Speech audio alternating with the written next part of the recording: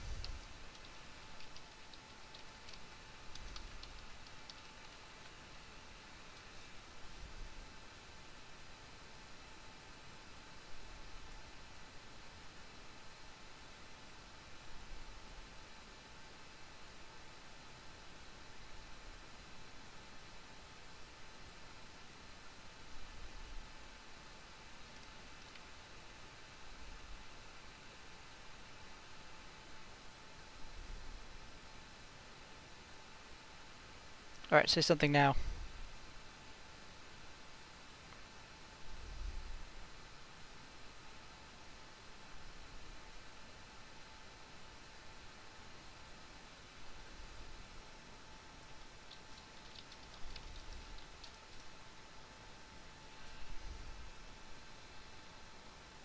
Verdicts scribe.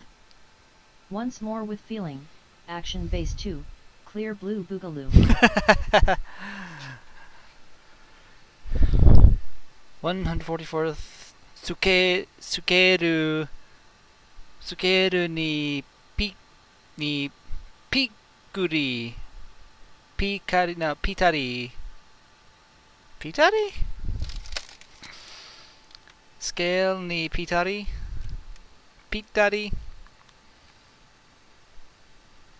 na action base. Whatever. So yeah, here's what's up. I got this. Well, if you saw the thing I sent you, I may not have sent it, but I got a bunch of mini plot today. The entire Jew Ranger set, and then another Sentai robot, the live robo, from a show I haven't actually gotten around to watching yet, but whatever. It's a cool robot. So the guy was nice enough to throw in this action base. I didn't ask for it. I wasn't expecting it. I guess he just wanted to unload it. So I've got a base. Sailor Zombie Esther. I believe it reads, Jikin no nami wotsukama et ima shugu ni yukao yaku soku no basho. Jikan no nami o tsukamaete imasugu ni yuku yakusoku no basho dare yori tataku ima tobikome climax jump Ijan Tsugejan. Sailor Zombie Esther. That song is an earworm. You're telling me. It's been fucking... When did I watch? I watched it when it aired. So it's been 13 years since I watched the show. And I'm sure I've watched the theme song, come up once or twice, but I sure as hell haven't watched... It hadn't been that recent. But I can still quote it like it was yesterday. Of course it helps that I have the lyrics right in front of me, but still.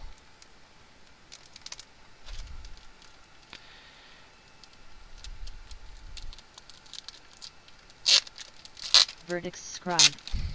Den oh very well in my opinion. Oh, absolutely. It's the perfect show. Sailor Zombie Esther. I am a weak woman. You have people doing dumb dances in the opening I will watch every time.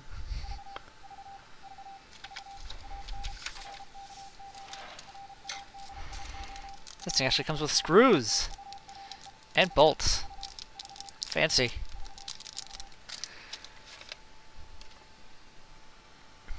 What do I need to know?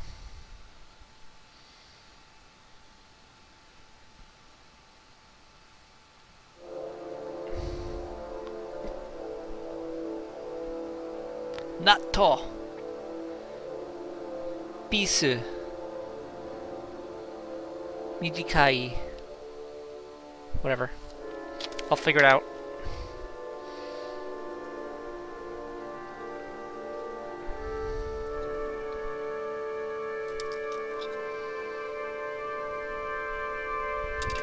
I suppose I don't have my tools out. I'm smart.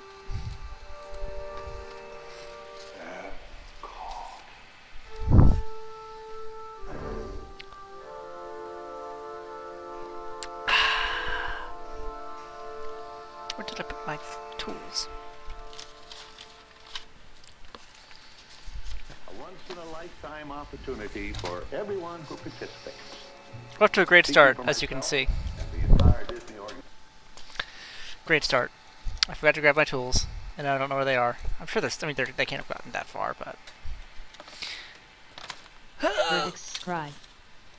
Watching Cardcaptor Sakura and she just got attacked by a piano. Nice.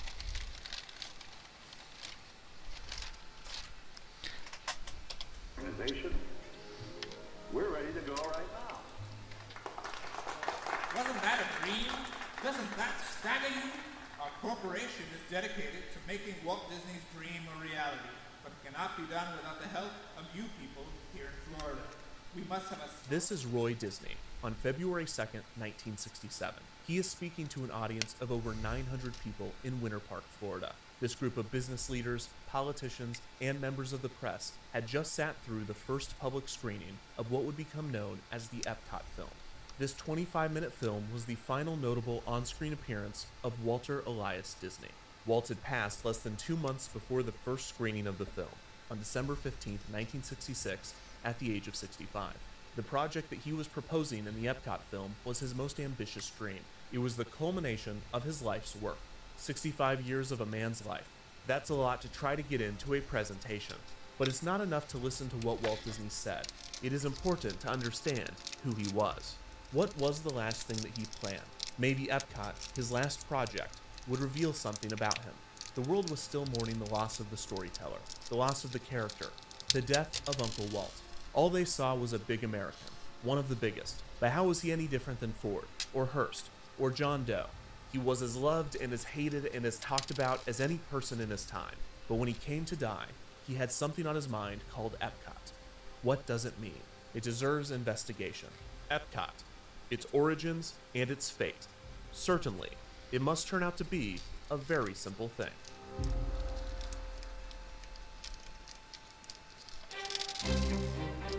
For most of its development, Walt's Epcot project was top secret, with only a select few people within Walt Disney Productions aware of its existence. One of these people was Harrison Buzz Price. Price first met Walt Disney in 1953, when Price was employed at the Stanford Research Institute, an economic development Sailor research firm. Zombie Esther. Price conducted the initial feasibility Look, I get study Disney for Walt's is a very amusement park important concept, historical Disneyland, figure, and Walt but and like, Price made he was just a guy who drew a fucking mouse. Stop sucking his dick. He invented theatrical animation. I mean, yeah, he's overrated, but also he's not. Some of it is merited. maintained a great working relationship throughout the process. This was largely due to the way in which Price communicated with Walt about his ideas. Price quickly learned that Walt hated to be told no. Many of Walt's ideas were risky, and some saw them as ridiculous and impossible. His older brother Roy, who was in charge of the company's finances, was often put in the position of pushing back on Walt's ambition, which Sailor put a Zombie constant strain Esther. on their relationship. Like I Price said, knew I to get always that, say yes but to it Walt's doesn't make ideas him any first better before than, diving in. like, the people who took out his trash. No one said he is better than them. Well, not in this video. To the project's constraints. This simple yet ingenious strategy led to a partnership between the two that would last over a decade. And any time Walt was considering a new construction project, he would call upon Price to do a feasibility study. In 1957, 2 years after Disneyland opened, Walt hired Price to do a study for a new project that he was calling the City of the Arts, or Seven Arts City. The City of the Arts would be a combination of a shopping district, an art school, and most interestingly, a planned community. The City of the Arts would be a functioning city of artists and art students, living, working, and showcasing their creations to visitors. It would feature restaurants, shops, and model homes. Price was tasked once again with determining a location, while Walt began planning his community of artists. Walt believed that one of his best abilities was to bring people, especially creative people, together. He often thought that he knew what was best for the people that worked for him, and that he had the answers to their problems. For instance, when Walt built his new animation studio in Burbank in 1939, he designed every aspect of the space to create a perfect creative environment. Walt even considered placing apartments at his Burbank studio for his animators to live in, because he believed that they would enjoy the convenience and that it would result in better work. This was an objectively terrible idea, Yeah. even without living on the lot. Many of Walt's animators grew frustrated with Walt's philosophy and business practices, and his resistance to this criticism led to the infamous studio strike in 1941. This did not dissuade Walt from his City of the Arts project, and the idea Where'd my of knife building go? a community of artists, something Walt felt that he was already good at, minus that one time that it went horribly wrong. Despite Walt's confidence in himself, over time, the City of the Arts concept was reduced to an innovative art school, dropping the planned community aspect. The City of the Arts would eventually evolve into the California Institute of the Arts, or as it is popularly known, CalArts. Walt shepherded the project both financially and creatively, with Price at his side. Price watched Walt design his university, with a level of vigor that matched and at times surpassed his effort to build Disneyland. At one point, Walt explained to Price, quote, "This is the thing that I'm going to be remembered for." It was clear to Price that even in 1958, at the age of 57, Walt had a legacy on his mind. Death, however, was not. On one occasion, Price presented some statistics that Walt had not requested, related to mortality rates. Walt exploded on Price for bringing up the subject of death. Afterward, Imagineer Herb Ryman explained to Price, quote, "Death is not an acceptable topic." If Walt was ever satisfied with staking his legacy in CalArts, the feeling was fleeting. As the 1950s came to a close, Walt was conflicted with the public image that he had created. He was the great storyteller, the great distractor, but Walt was not content with this. His personal heroes were titans of industry, such as Henry Ford. He wanted to be remembered in a similar vein, as a contributor to the great American society. He wanted to do something that would change people's everyday lives, more than a cartoon, more than an amusement park, and even more than a university. Walt wanted to do something incredible, and as always, he had just the idea. He wanted to build a city, a planned community to be located in Florida, Palm Beach, Florida. In That didn't work out. 1959, Walt was pursuing NBC to take over the distribution of his television show. NBC was eager Verdict to distribute scribe. Walt's hit show. We've been trying to come up with reasons why Clow made each of the cards. We think the song card was made because he didn't want to buy a new radio. Okay. Keep in mind I haven't seen this show. But they were interested in even more. NBC and their parent company, RCA, wanted an agreement closer to Walt's original deal with ABC, in which Walt created a show for the network in exchange for financing for the construction of Disneyland. NBC and RCA wanted to build a second Disneyland on the East Coast, near New York City. Walt was interested, and he hired Price to do a study on the area. Price's report was not stellar. The weather in New York would force the park to operate seasonally rather than year-round. There were few plots with enough space and suitable land to build the park, and most of New York's tourists were on business-related trips as opposed to visiting for leisure. For all of these reasons, Walt turned down the New York proposal. But this would not be the end of the talks with RCA and NBC. Shortly after New York was rejected, a man named John D. MacArthur entered the conversation. MacArthur was a billionaire businessman and real estate investor who owned around 6,000 acres of land in Palm Beach, Florida. He was looking for developers, and there was none more lucrative than Walt Disney. Walt was thrilled by the amount of land MacArthur was offering. Disneyland consisted of 160 acres total, which included the park, parking lot, and other facilities. There was little room for Disneyland to grow inside the land that Disney owned. And after the park opened, Anaheim saw a development boom. It was especially noticeable directly outside the park, where cheap motels and tourist traps boxed Disneyland in on all sides. This outraged Walt, and it made MacArthur's 6,000 acres, over 30 times the amount used for Disneyland, all the more attractive. Of course, 6,000 acres was far too much for just a theme park, which allowed Walt to dream bigger than he ever had before. Walt began to outline his plans. He would use 400 acres of the land for a new theme park and resort space, and the rest would be used for a new planned community, or as Walt called it, a city of tomorrow. This would solve the Anaheim problem by surrounding the new theme park and resort with a development of his own design. It would also address another, more broad, frustration of Walt's.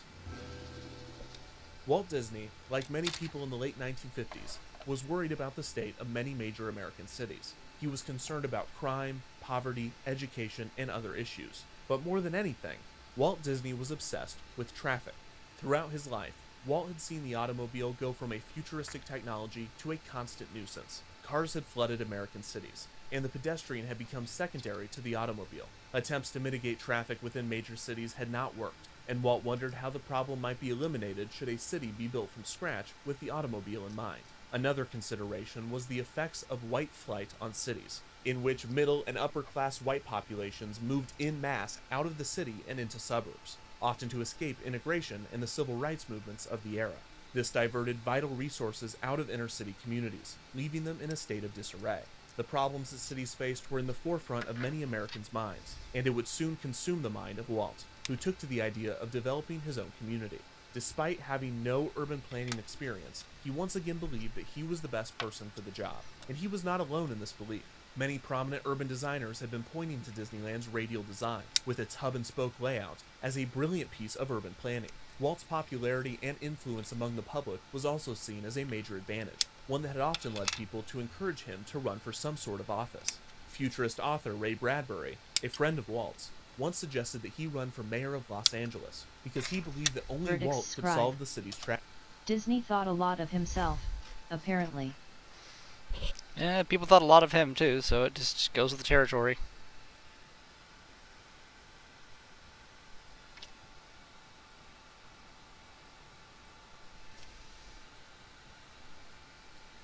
Traffic issues. Walt responded, quote, "Why would I run for mayor when I am already king?" It was a joke, but not entirely untrue. Walt was used to having control, something he would not have in the political sphere. If he wanted to solve the problems of the urban environment, it needed to be a private venture. Palm Beach presented this opportunity. Walt planned for a city that would use state-of-the-art technology and groundbreaking urban design techniques. It was at this point that he began referring to the project as EPCOT, an acronym for Experimental Prototype Community of Tomorrow. Price was once again asked to do a feasibility study as initial plans were drafted. One study proposed the use of 12,000 acres to accommodate 65,000 residents. It would include 23 schools, 21 churches, 15 playgrounds, 2 parks, 2 golf courses, and 3 waterfront hotels. Price's studies were extensive, doing the lion's share of the work in determining what a city of this size would need to function properly. More importantly, through these studies, Price concluded that an East Coast entertainment complex would not compete with Disneyland. In Woo! fact, 2/3 of the U.S. population lived east of the Mississippi, Good whiskey. but they accounted for less than 10% of Disneyland's guests. The East Coast was an untapped market, and Price's study showed the promise of such a venture. Despite the heavy research and positive conclusions, the Palm Beach project quickly fell apart, reportedly due to Roy Disney clashing with MacArthur. Unsurprisingly, the ambitious City of Tomorrow proposal for Palm Beach concerned Roy, and the deal fell through. But now Walt wanted to build a city, and there was nothing that could stop the idea from growing in his mind. Sailor Zombie Esther. By ni- You're still conscious. The whiskey can't be that good. I mean, do you see how little I poured? I guess we can't really.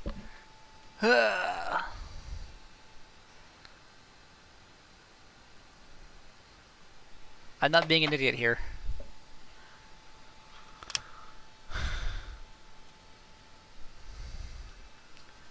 Verdict scribe. What kind of whiskey? The Sexton.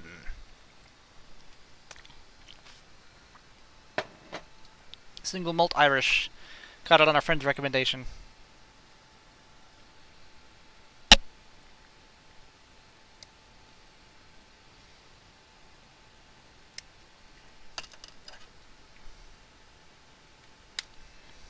Verdict scribe. That cough was perfect. 1960, with the Palm Beach plans abandoned, Walt was beginning the early stages of work on pavilions for the 1964 New York World's Fair, another major step toward Epcot. While the East was an untapped market, it was unclear if the population was open to being tapped by Walt Disney.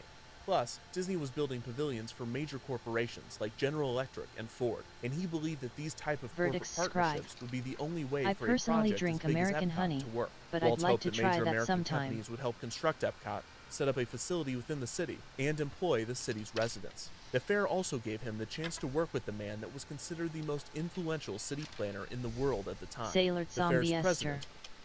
president. Yeah. Tap that population, Daddy Disney. Enjoying yourself.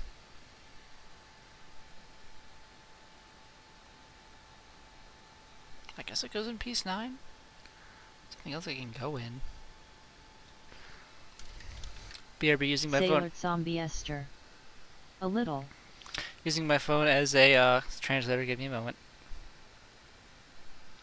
Sailor Zombie Esther. Chudo Matte. Chotto matte da.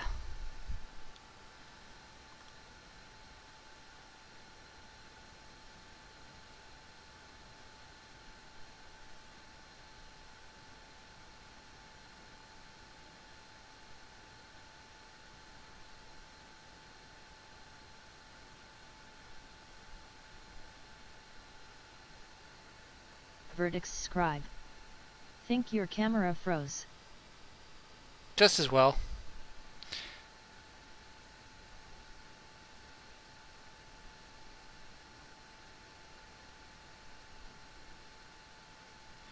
Okay, this is for inserting in square, for inserting around 6mm and 7mm. Okay, and then over here.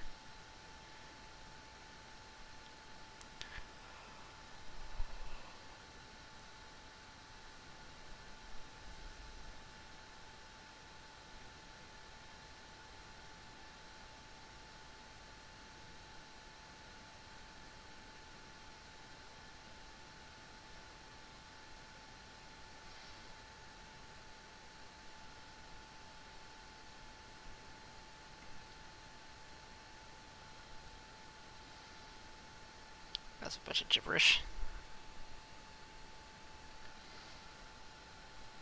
Okay, this one is to attach a model with screws. Okay.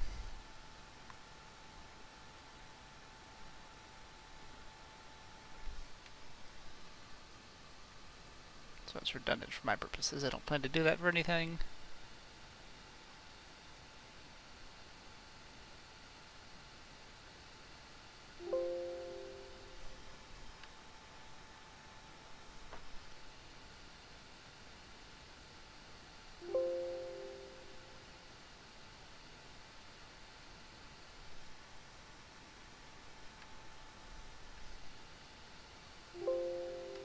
Yeah.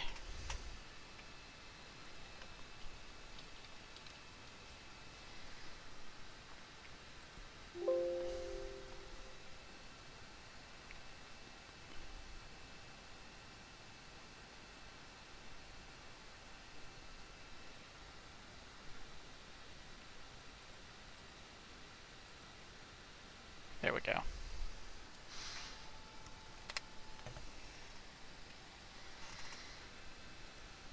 Robert Moses. When Walt showed Moses his early plans for Epcot, Moses was amazed. He believed that Walt's plans would lead to the first accident-free, noise-free, and pollution-free city. This was ironic, as Moses' approach to city planning was the opposite of Walt's. Moses had focused on adding more and more expressways and highways to the densely populated New York City, creating many of the problems Walt was trying to rectify with Epcot. Walt would not have to worry about Moses, though, as New York had already been crossed off of the list of potential locations. By 1963, Walt was deep in production on the World's Fair pavilions, but he was making time to search for a location for Epcot. Walt had Price study numerous potential venues: Washington, D.C., Colorado, Baltimore, and New Jersey, among others. Price was also busy studying a spot for a ski resort in the Sequoia National Forest in California, and Walt was in talks to construct an indoor theme park in St. Louis. Walt was adding projects at a rate faster than ever before. He mentioned to Price that all of their projects would, quote, keep the organization busy for 40 years. Longevity bred legacy, and legacy was on his mind. Ironic. In November of Verdict 1963, I am imagining the alternate universe in which Disney's Epcot was in Baltimore. Well, I mean, Epcot was literally a city, so it wasn't going to be in an existing city. It had to be where there was nothing.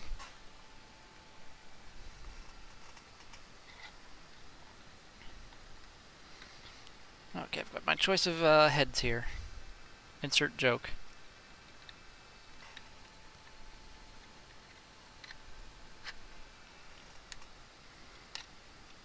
Let's see what I've got that I can pose.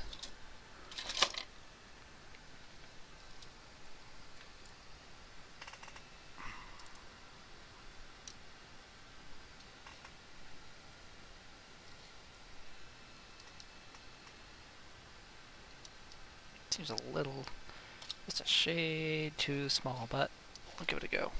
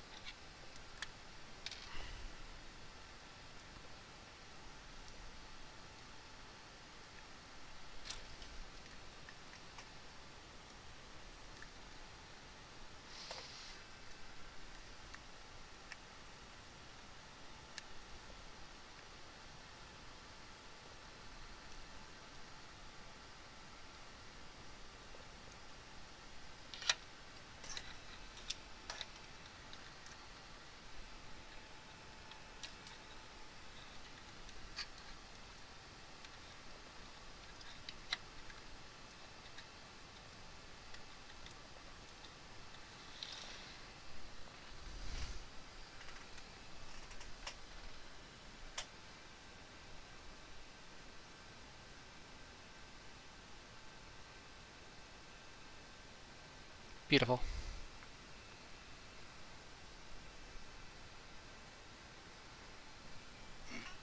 Let's see what else I can put on there. Do you have a socket? Not really.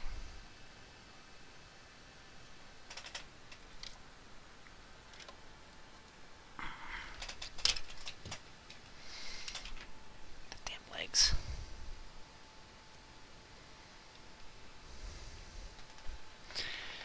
I still need to tighten up the legs on Great Icarus here.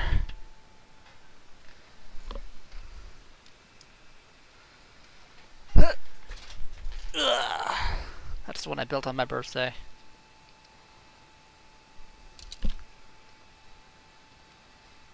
This guy. No spot for the thing. No spot for the thing is a good name for a rock band. I swear to God.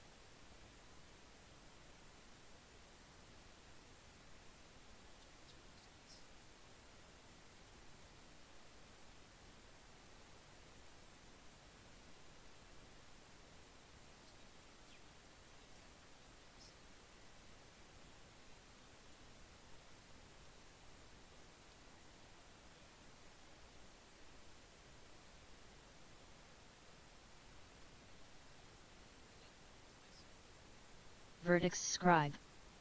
Did you sound go out? Can't hear you.